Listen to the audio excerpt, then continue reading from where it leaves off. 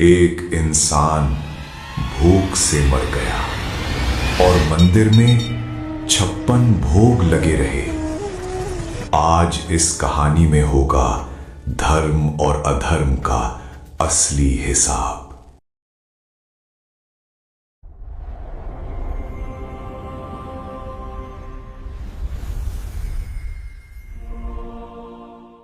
जेठ की जलती हुई दोपहरी 80 साल का बूढ़ा माधव भूख से बेहाल होकर हलवाई की दुकान पर पहुंचता है, जहां अमीरी और गरीबी का अजीब तमाशा चल रहा था। अरे लाला जी, 2 किलो काजू कतली बांध दो। और सुनिए, माल एकदम शुद्ध देसी घी का होना चाहिए। आज घर में सत्यनारायण भगवान की कथा है, भोग में जरा भी कमी बर्दाश्त नहीं करूंगा। अरे सेठ जी, आप बेफिक्र रहिए, ऐसी मिठाई दूंगा कि भगवान भी खुश हो जाएंगे और आपके मेहमान भी उंगलियां चाटते रह जाएंगे। बाबूजी, ओ बाबूजी, माफ करना पर मेरी हालत देख लो। 2 दिन से पेट में अन्न का एक दाना नहीं गया। मिठाई नहीं चाहिए सरकार, बस वो कढ़ाई के किनारे जली हुई खुरचन पड़ी है, वही दे दो, जान बच जाएगी। अरे ये बीच में कहां से आ गया? ओए बुढ़े, पीछे हट, दिखता नहीं बड़े लोग खड़े? तेरी बदबू से मेरी दुकान और ग्राहक दोनों खराब हो रहे हैं। चल भग यहाँ से। छी लाला जी, ये क्या तमाशा है? हम यहाँ हजारों का प्रसाद ले रहे हैं और आपने भिखारियों का अड्डा बना रखा है। इसे जल्दी भगाओ, मेरा पूजा का मूड खराब हो रहा है। सुना तूने? सेठ जी नाराज हो रहे हैं, यहाँ कोई लंगर नहीं चल रहा, निकल यहाँ से। ले शेरू, आजा बेटा, खा ले। तू दुकान की रखवाली करता है, खा ले बेटा। वाह सेठ जी, गजब का न्याय है आपका। सामने एक जानवर मजे से ब्रेड खा रहा है और एक इंसान दाने दाने को तरस रहा है। मतलब इस दुनिया में रोटी पाने के लिए इंसान होना काफी नहीं, पूंछ होना जरूरी है। ज्यादा ज्ञान मत दे, वो जानवर वफादार है, उसे खिलाऊंगा तो पुण्य मिलेगा। तेरे जैसे कामचोर को खिलाने से पाप लगेगा। चल आगे बढ़, धंधा मत खराब कर। बाबूजी, आप भगवान को भोग लगाने जा रहे हैं ना, बस इतना सोचिएगा, क्या भगवान ने कभी कहा है कि मेरे बनाए इंसान को भूखा मारकर मेरी मूरत को खिलाओ? अरे लाला, उठाओ डंडा, ये ऐसे नहीं मानेगा। लाठी मत उठाओ मालिक, जा रहा हूँ। खुश रहो, शायद मेरे हिस्से में इस बाजार की धूल ही लिखी है। माधव अपमान का घूंट पीकर आगे बढ़ जाता है और पीछे हलवाई और ग्राहक अपनी झूठी शान में मगन रहते हैं। बाजार की ठोकरें खाने के बाद माधव अपनी आखिरी उम्मीद लेकर गांव की सबसे बड़ी हवेली के गेट पर पहुंचता है, जहां अंदर दावत चल रही थी। ए बुड्ढे, हाथ हटा गेट से, पॉलिश खराब हो जाएगी। दिखता नहीं अंदर पार्टी चल रही है। चल, यहाँ भीड़ मत लगा। बेटा, मैं भीड़ लगाने नहीं आया, अंदर बहुत खाना बना है, महक आ रही है। अगर पत्तलों में बची हुई जूठन भी मिल जाए तो इस बूढ़े की जान बच जाएगी। जूठन? अरे यहाँ के कुत्ते भी तुझसे अच्छा खाना खाते हैं, भाग यहाँ से। अभी मालिक बाहर आएंगे तो खैर नहीं तेरी। अरे पंडित जी, आप चिंता मत कीजिए, मैंने 51,000 का चेक गौशाला में भिजवा दिया है। बस मेरे नाम की पत्थर की पट्टी का सबसे ऊपर लगनी चाहिए। धर्म के काम में दीवान चंद कभी पीछे नहीं रहता। छी, ये क्या बला है? दरबान, मैंने कहा था ना कि गेट पर कोई भिखारी नहीं दिखना चाहिए। मेरा पूरा मूड खराब कर दिया। सेठ जी, मैंने अभी सुना आप तो बड़े धर्मात्मा हैं, जानवरों के लिए हजारों का दान करते हैं। अगर इस भूख से मरते इंसान को एक रोटी का टुकड़ा दे देंगे तो भगवान आपका भंडार हमेशा भरा रखेगा। ओए, जबान संभाल, अपनी तुलना गौ माता से करता है। वो माता है और तू क्या है? एक कामचोर भिखारी। हट्टे कट्टे होकर भीख मांगते हो और ऊपर से मुझे धर्म सिखाते हो। मालिक, भूख तो जानवर को भी लगती है और इंसान को भी। पेट की आग तो दोनों की एक जैसी है। बस एक शब्द और नहीं। दरबान, क्या देख रहा है? धक्के मारकर निकाल इसे। अगर ये दोबारा मेरी हवेली के आसपास भी दिखा तो पुलिस में दे देना। शगुन खराब कर दिया दिन दहाड़े। चल निकल यहाँ से। बड़ा अजीब धर्म है तुम्हारा सेठ जी। पत्थर पर नाम लिखवाने के लिए दौलत लुटा दी और एक जिंदा इंसान को धक्के मार दिए। माधव अपनी लाठी उठाता है और टूटे हुए स्वाभिमान के साथ आगे बढ़ जाता है। दुनिया के हर दरवाजे से दुत्कार मिलने के बाद थका हारा माधव अपनी आखिरी उम्मीद लेकर ईश्वर के भव्य मंदिर पहुंचता है, जहां अमीर भक्तों की भीड़ लगी थी। अरे भाई, थोड़ा रास्ता दो, मेरे हाथ में 500 रुपए वाली माला है, खराब हो जाएगी, मुझे जल्दी दर्शन करने हैं। ले लो बाबूजी, गुलाब के ताजे फूल ले लो। भगवान को खुश करना है तो बड़ी माला चढ़ाओ। हे दीनानाथ, देख रहा हूँ तेरे दरबार में आने के लिए भी लोगों को धक्का मुक्की करनी पड़ रही है। दुनिया ने मुझे ठुकरा दिया, हवेली वाले ने भगा दिया, पर तेरा दरवाजा तो सबके लिए खुला है ना। लोग कहते हैं तू जगत पिता है, तो क्या आज एक पिता अपने भूखे बेटे को खाली हाथ लौटाएगा? हिम्मत मत हार माधव, बस कुछ सीढ़ियां और ऊपर तेरा मालिक बैठा है। आज तेरे और उसके बीच कोई नहीं आ सकता। सुना है तेरे घर में देर है, अंधेर नहीं। आज मेरी परीक्षा मत लेना सरकार, आज शरीर में ताकत नहीं बची। उफ, मंदिर प्रशासन भी पता नहीं क्या करता है। गेट पर ही भिखारियों को बैठा रखा है। दर्शन का मजा किरकिरा हो जाता है। कोई बात नहीं, ये लोग नहीं समझेंगे। तू तो अंतर्यामी है, तू तो जानता है कि मेरी जेब खाली है पर मन साफ है। आज तेरे घर से भूखा नहीं जाऊंगा, आज नहीं। माधव अपनी सारी बची खुची ताकत बटोरकर एक एक सीढ़ी चढ़ते हुए उस चौखट की ओर बढ़ता है जहां उसका सबसे बड़ा इम्तिहान इंतजार कर रहा था। लेकिन अफसोस, पत्थर की मूर्तों को पूजने वाले हाड़ मांस के जिंदा इंसान का दर्द नहीं देख पाए। माधव जैसे ही अंदर कदम रखता है, वहां एक अलग ही दृश्य उसका इंतजार कर रहा था। त्वमेव माता च पिता त्वमेव। अरे अनर्थ, घोर अनर्थ। ए नीच, रुक वहीं। तेरी हिम्मत कैसे हुई गर्भगृह की चौखट लांघने की? दिखता नहीं अभी भगवान का भोग लगने वाला है। महाराज क्षमा करना, मैं मंदिर अपवित्र करने नहीं आया। मैं तो भगवान का बनाया एक इंसान हूँ।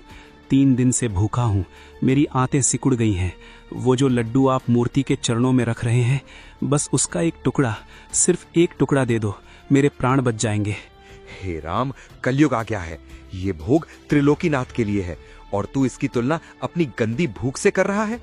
तेरे मुंह से गरीबी और बीमारी की बदबू आ रही है। दूर हट। तूने तो हवा भी अशुद्ध कर दी। अब मुझे दोबारा स्नान करना पड़ेगा। पंडित जी, मूर्ति तो पत्थर की है, वो खाएगी नहीं, बस भाव देखेगी। लेकिन मैं जिंदा हूँ, मुझे सच में भूख लगी है। अगर भगवान का बेटा खा लेगा तो क्या पिता नाराज होंगे? क्या धर्म यही सिखाता है कि मूरत को घी के दिए और इंसान को अंधेरा? जुबान लड़ाता है, मुझे धर्म सिखाएगा तू?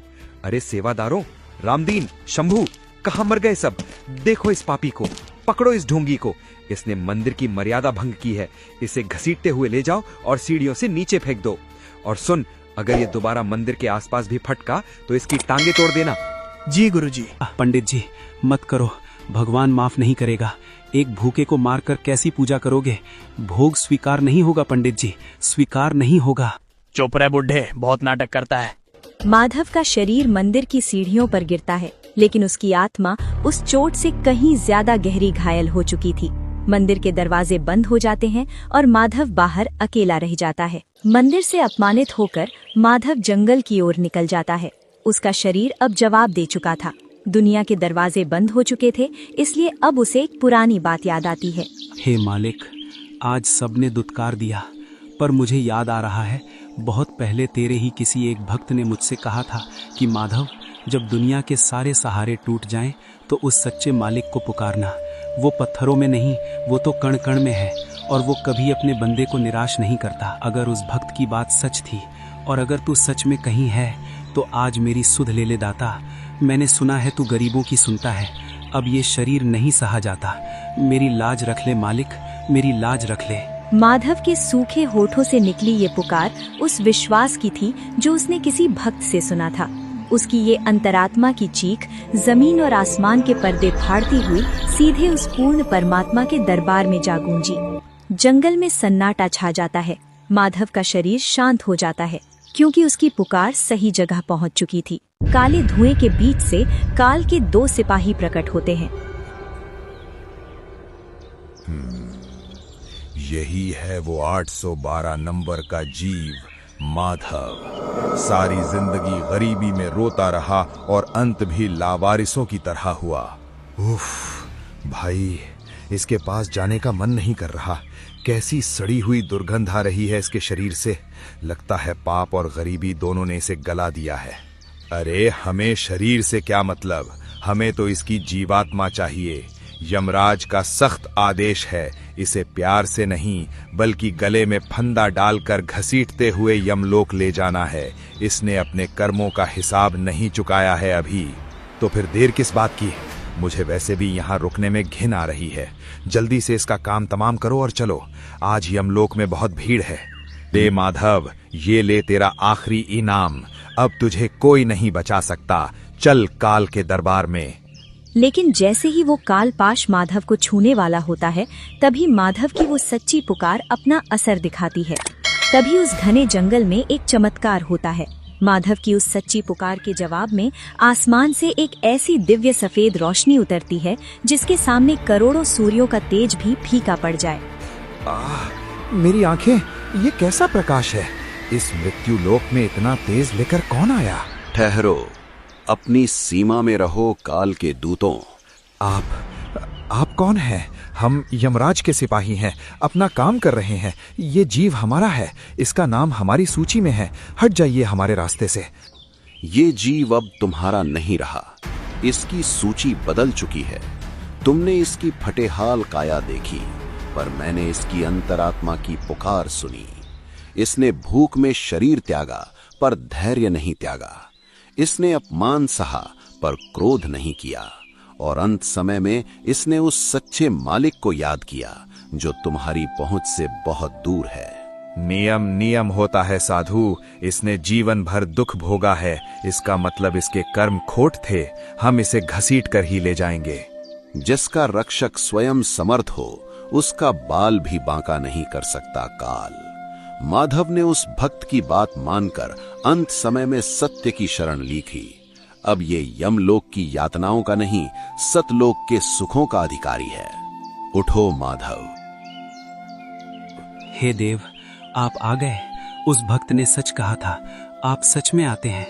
आपने इस अनाथ को अपना लिया। तू अनाथ नहीं है माधव। जो उस मालिक पर भरोसा रखता है, वो कभी अकेला नहीं होता। भागो, ये कोई साधारण साधु नहीं है। अगर हम यहाँ एक पल भी रुके तो हमारा अस्तित्व मिट जाएगा। भागो। यमदूत काले धुएं की तरह वहाँ से गायब हो जाते हैं और कबीर साहिब जी माधव को तत्व ज्ञान के बारे में समझाते हैं। हे महात्मा, आप कौन हैं? मेरी जान क्यों बचाई? मेरे पास तो जीने का कोई सहारा नहीं है। माधव, आत्महत्या कायरता है। तू गरीब इसलिए है क्योंकि तूने पिछले जन्मों में सत भक्ति नहीं की। लेकिन अब घबरा मत, मैं तुझे वो संजीवनी मंत्र देने आया हूँ जिससे तेरे पापों का नाश होगा। क्या प्रभु, क्या मंत्र जाप से मेरी भूख मिट जाएगी? अवश्य माधव। राम रटत दारिद्र नशय होवे परम आनंद। मैं तुझे नाम दीक्षा देता हूँ। आज से तू मर्यादा में रहना। बीड़ी, तंबाकू, मांस, मदिरा का त्याग कर और सुबह शाम इस मंत्र का जाप कर। भगवान चींटी को भी कण देते हैं और हाथी को मण। तेरा भंडार भी भरेगा। जा बेटा, अब तू अनाथ नहीं है। अपना काम कर और सुमिरन कर। मैं हमेशा तेरे अंग संग हूँ। इतना कहकर कबीर साहिब अंतर्ध्यान हो जाते हैं। उस रात के बाद माधव बदल गया। उसने रोना छोड़ दिया और परमात्मा के बताए नियमों पर चलना शुरू कर दिया। उसने भी भीख मांगना बंद कर दिया और जंगल से लकड़ियां बीन कर बेचना शुरू किया। कहते हैं, बिन मांगे मोती मिले, मांगे मिले न भीख। जैसे जैसे माधव की भक्ति बढ़ी, वैसे वैसे उसकी बरकत बढ़ने लगी। माधव ने लकड़ियों के काम से पैसे बचाकर सड़क किनारे एक छोटी सी चाय और नाश्ते की दुकान खोल ली। जिस बाजार में उसे धक्के मिले थे, आज उसी बाजार में उसकी दुकान सबसे ज्यादा चलती है। उसका व्यवहार और ईमानदारी देखकर ग्राहक खिंचे चले आते हैं। माधव के अंदर एक नई ऊर्जा और विश्वास भर जाता है। उधर जंगल में माधव को परम शांति मिली, लेकिन इधर यमलोक के सख्त अनुशासन में हड़कंप मच गया।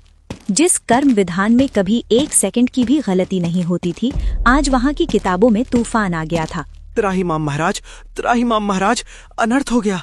यमलोक की सुरक्षा दीवार टूट गई है। क्या शोर है चित्रगुप्त? मेरे शांत दरबार में ये कैसी चिल्लाहट? क्या काल का कोई नियम टूट गया? नियम टूट नहीं गया प्रभु, नियम बदल गया है। पृथ्वी से जिस 812 नंबर के जीव माधव को हमें नर्क में डालना था, उसका नाम पापी सूची से अपने आप मिट गया है। हमारा सिस्टम कह रहा है कि वो अब हमारे अधिकार क्षेत्र से बाहर है। उसे कोई बड़ी शक्ति ने अपना लिया है। क्या? लेकिन एक और अजीब बात हुई है। माधव का नाम मिटते ही पृथ्वी पर उसी गांव के उस पुजारी दीनानाथ का खाता अचानक खुल गया है। देखिए प्रभु, सुबह तक इस पंडित के खाते में पूजा पाठ का पुण्य था, लेकिन अभी इसका पाप का घड़ा फूट गया है, इसका पुण्य शून्य हो गया है और अहंकार 100%। न्याय का तराजू कभी गलत नहीं होता चित्रगुप्त। अगर माधव बरी हुआ है तो इसका मतलब है कि अपराधी कोई और है, वो पंडित जिसने धर्म की आड़ में अधर्म किया है। मेरे सबसे क्रूर दूतों को भेजो, अभी के अभी उस पाखंडी पंडित को उसके मखमली बिस्तर से उठाओ। उसे ये भ्रम है कि वो स्वर्ग जाएगा, उसका भ्रम तोड़ दो, उसे घसीटते हुए यहाँ मेरे सामने पेश करो। आज पूजा का नहीं, नियत का फैसला होगा। यमराज का आदेश बिजली की तरह गूंजता है। यमलोक के दरवाजे खुलते हैं और काल के सिपाही धरती की ओर उस पंडित के घर की तरफ कूच कर देते हैं। उसी रात जब पूरी दुनिया सो रही थी, पंडित दीनानाथ अपने कमरे में मखमली बिस्तर पर लेटे चैन की नींद सोने की कोशिश कर रहे थे। उन्हें नहीं पता था कि उनकी सांसों का रिचार्ज अब खत्म हो चुका है। हटो, हटो मेरे ऊपर से, सांस नहीं आ रही। अरे रामदीन, पानी लाओ, यहाँ आग लग रही है। गुरुजी, क्या हुआ? आपको पसीना क्यों आ रहा है? वो देखो, वो कोने में कौन खड़ा है? 2 काले लोग, लाल आंखें, वो मेरी तरफ बढ़ रहे हैं। रामदीन, उन्हें रोको। गुरुजी, वहाँ कोई नहीं है, आप सपना देख रहे हैं, शांत हो जाइए। नहीं, ये सपना नहीं है। वो भैंसा, वो बड़ा सा भैंसा मेरे पास आ रहा है। दूर हटो, मुझे मत छुओ, मैं ब्राह्मण हूँ। मैंने आज ही 56 भोग लगाया है, मुझे छूने का अधिकार नहीं है तुम्हें। बचाओ, जल रहा है, मेरा गला जल रहा है। नहीं, मुझे माफ कर दो, मैंने गलती की, मुझे मत ले जाओ। गुरुजी, मैं वैद्य जी को बुलाता हूँ। कोई वैद्य नहीं बचा सकता। मेरी तिजोरी, मेरा मंदिर, सब यहीं रह गया। गुरुजी, हे भगवान, ये तो गए। मखमली बिस्तर और पैसों के ढेर के बीच पंडित का शरीर बेजान हो जाता है। जिस स्वर्ग की टिकट वो दूसरों को बांटते थे, खुद उनके लिए नर्क का दरवाजा खुल चुका था।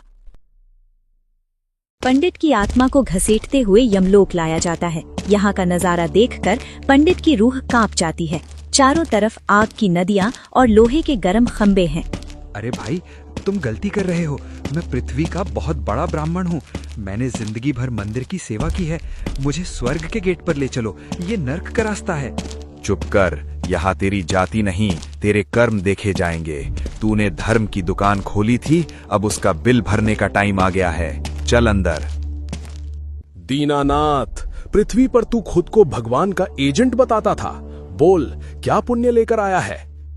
महाराज, मैंने रोज मूर्ति को नहलाया, 56 भोग लगाए, हजारों लोगों से पैर पुजवाए। मेरे जैसा भक्त तो पृथ्वी पर कोई नहीं था। मुझे तो सीधा वैकुंठ मिलना चाहिए। चित्रगुप्त, जरा इसका भक्ति वाला वीडियो तो चलाओ। देख पापी, तूने पत्थर को भोग लगाया जो खाता नहीं, और जिंदा इंसान को भूखा मारा जिसमें परमात्मा बसता है। लेकिन महाराज, मैंने तो भगवान का नाम लिया था। गुरु बिन माला फेरते, गुरु बिन देते दान, कहे कबीर वो निष्फल जावे, गावे वेद पुराण। तूने बिना सच्चे गुरु के मनमाना आचरण किया, और सबसे बड़ा पाप, तूने एक भक्त का अपमान किया। देख, आज वो माधव कहाँ है? वो माधव जिसे तूने भगाया था, उसने सतगुरु की शरण ली, और आज वो लोक और परलोक दोनों में सुखी है। और तू अब कुंभी पाक नर्क में जाएगा। त्राहिमाम, महाराज दया, मुझे वापस पृथ्वी पर भेज दो। समय गया सो फिर नहीं आता। जब सांसें थी तब तूने अहंकार किया, अब तो तुझे दंड भोगना ही पड़ेगा। यमदूतों, इसे तप्त शिला पर ले जाओ और 1,00,000 साल तक भूनो। इसे पता चले कि भूख और जलन क्या होती है। पंडित अपने कर्मों की आग में जलने चला गया।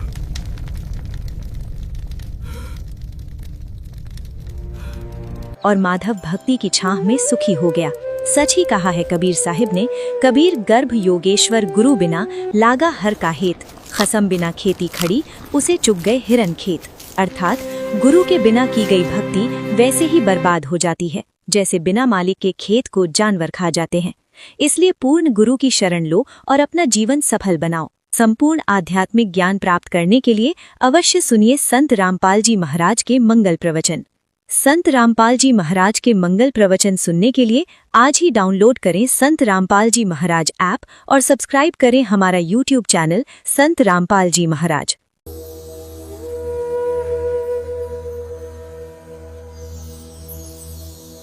इस कहानी में हमने देखा कि माधव को यमदूतों से बचाने के बाद कबीर साहिब ने उसे नाम दीक्षा दी। इससे हमें क्या शिक्षा मिलती है? ए. मंत्र से केवल पैसा मिलता है। बी. बिना गुरु धारण किए और नाम दीक्षा लिए जीव का मोक्ष संभव नहीं है। सी. गुरु केवल जंगल में मिलते हैं। डी. यमदूत